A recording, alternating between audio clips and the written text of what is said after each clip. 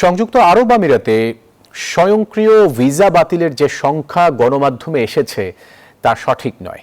Visa বাতিল হওয়ার সংখ্যা ৬২৬ জন, এমন তথ্য জানিয়েছেন পররাষ্ট্র প্রতিমন্ত্রী শামা ওবায়েদ।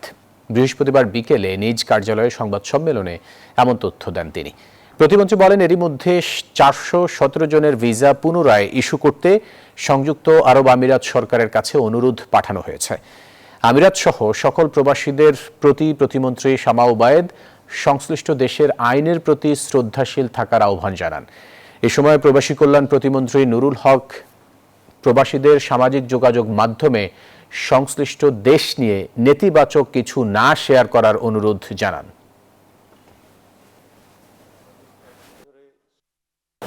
প্রচারণা ফেসবুক, টুইটার, কোনো ধরনের সোশ্যাল মিডিয়াতে কোনো ধরনের এনগেজমেন্টে না যাওয়াটাই ওয়াইজ ডিসিশন হবে। সেক্ষেত্রে আমরা অনুরোধ করব যে এই ধরনের কোনো কন্টেন্ট সোশ্যাল মিডিয়াতে পোস্ট না করা।